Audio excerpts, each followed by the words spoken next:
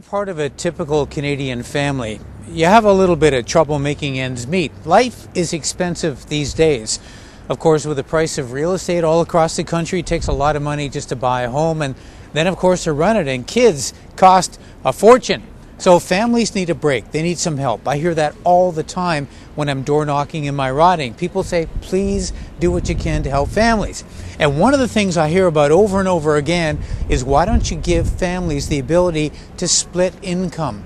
So a husband and wife can actually average out what both of them make. And in single income families where you've just got one person working and one person looking after the kids, this would make a huge difference, because the money coming into the home would come in split between two people at a lower tax rate than having it all come in one person's hands at a higher tax rate. That is called income splitting. And that's what I want the Minister of Finance to do.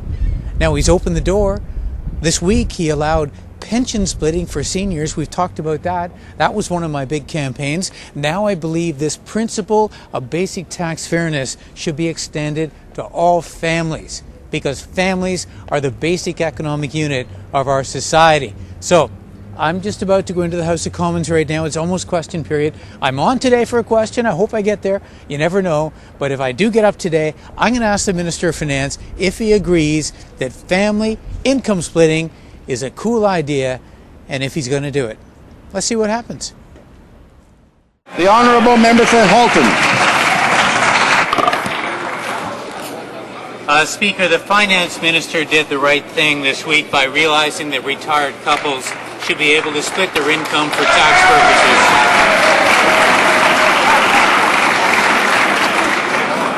Can he tell us, does he agree that working families should also benefit from income splitting, especially when one spouse stays at home and looks after the kids, who can then make RSP contributions to look after their future? Does he agree with that?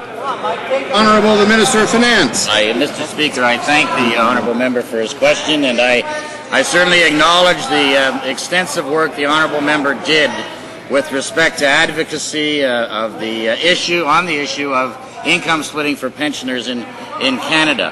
That policy is now going forward. It is a major change in tax policy in Canada. There's special reason to make the change with respect to pensioners, to encourage investment and savings for retirement through pension vehicles. I understand the principle that the member speaks about, and certainly it's worthy of further study, as are other tax measures. Thank you, Speaker. Order. He gave the same answer as he gave a couple of weeks ago when Garth asked him about pension splitting. Basically said it needs a little bit more research, and they'll look at it, and it's a positive thing. And look, a couple of weeks later, and we have it. So if we could do the exact same thing, just like his answer he gave today in question period, in a few weeks we might have income splitting. I'd like to thank Garth, Dan Braniff, CARP, CAPS, and all the groups in there that worked really hard to get this done.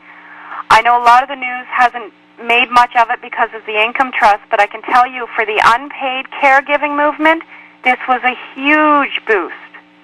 I mean, just for the women's credit alone in this, just for them to acknowledge their pensions. You know, they might not be getting any money technically out of it, but they're able to split it with their husbands or spouses. And it's just a great thing for the unpaid caregiving movement.